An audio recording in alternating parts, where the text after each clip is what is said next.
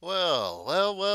Hello, ladies and gentlemen. Let's use our good old-fashioned Dixon Ticonderoga number two to talk out number two for this, man, this difficult paper four. And we got some good old cup of Joe. I don't know if you can see Nerds Rule. Oh, it's not going to spill. Mm-hmm. Man, that's good coffee. All right, so check this out. This problem right here is pretty tricky. There's two parts. Um, there's like two distinct portions. We've got one portion that's numeric, and it's just dealing with ratios and conversions and percentages and things. And then we've got a part that's dealing with geometry, 3D geometry. So this is kind of an interesting problem right here. And if you look, here's one of the things you should do. You should look at how many points each question is worth. So we've got 5, 8, 11 points, and then the next page 12, 16, 17, 18, and 19 points for this one problem. So this is a huge problem, and keep in mind each point should take about a minutes worth of work. So take your time on this problem. Have a cup of coffee ready. I doubt you could have a cup of coffee when you're taking the test, but you got the idea. All right, so it says, you need to read carefully, right? The running costs for a paper mill. Paper mill is a place that makes paper. The costs are $75,246. This amount is divided into the ratio of labors to material of 5 to 1. So that means there's 6 parts, right? If we got 5 to 1, that's 6 parts. Calculate the labor parts. So what you got to do is you got to figure out what each part is worth. So 75,246 divided by 6. And then we're going to end up, that gives us the price per unit. And since we're looking for labor costs and there's 5 labor costs, we're going to then multiply that by 5. You could do that in 2 separate steps, but that's what you're going to do, right?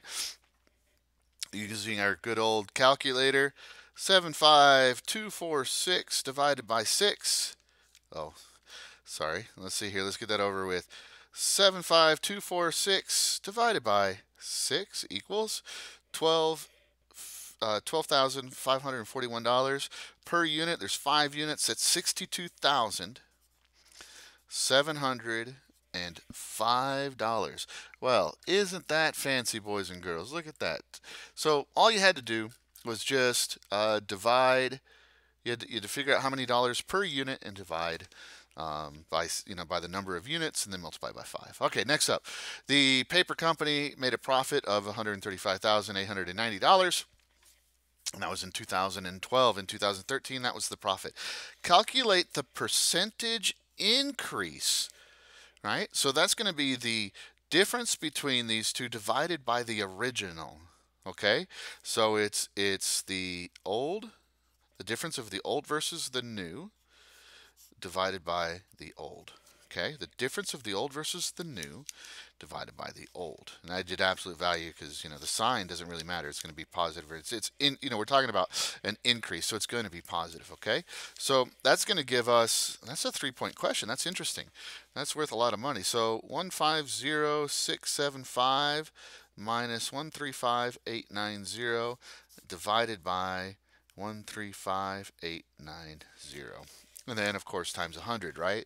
Because, we're doing a percentage. So, let's see here. Let's use our fancy calculator. 150,675 minus 135,890 equals, and you have to do equals first, because if not, it's going to be you're going to answer is going to be 150,674. Because if on the calculator, if you just hit divide afterwards, it's as if it was all together, and division comes before subtraction. So, yeah. So you got to be careful with that. Order of operations. So that looks like 10.88%. So 10.9. Now the reason I'm doing 10.9 instead of 10.88 is because on the front of the test, which we talked about in the first video, on the front of the test it says to round to 3 significant figures unless it doesn't tell you otherwise. Now if we're talking about dollars, then you would round to 2 figures, to pennies or whatever, but all right. So 10.99. All right, last one for this part right here. So the profit of that much money, right, in 2012 was an increase of 7% over 2012.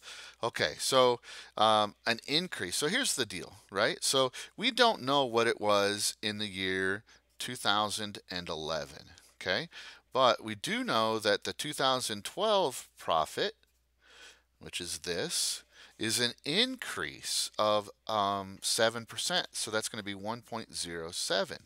That's an increase of 7%. So you had 100 plus 7. Do you see? So, and that's what this is going to be. So, um, wait, yeah. Oh, no, no, no, no, no, no. Hold on, silly mistake. There's something in my head going, wait a minute. So check this out. I apologize, man. I almost messed that one up. So look, here's the deal. Here, 2000. I should have written. Man, I violated my own rule. My rule is to always write the formula, right? So the new is the old times some percentage. That's it. So 2012 is the 2011 times some percentage, okay? So that's going to be 135890 times x times 1.07. Oh man, I almost messed that up. I'm glad I caught it. Man, make sure you write out the formula, okay? So that's how these percentages work, the change, okay? So 135890 is a percentage. This 2012 is an increase of a percentage. It's a percentage increase of an amount we do not know. So we're going to have to divide. 135,890 divided by 1.07. $12,700. Now, let's talk about this one since I messed it up. Let's be very careful. Look, you see that 0.7, that 1.07? That's the increase part. Because look, here's what we've got. We've got 100% of the original, right? We have 100% of the original plus 7% of the original. Okay, so we have 100% of the thing we don't know plus 7% of the thing we don't know, and that gives us the new amount which we do know. So we can just divide. All right, now, um, man, let's see here. I'm trying to decide, should we cut this one short, cut this one into two parts because they are fairly distinct. Yeah, let's do that. Let's do that. So we're going to do number two in two parts. So we're going to call this one short, and the next video we will dive into the next portion right here. Oh man. So let's do it to it.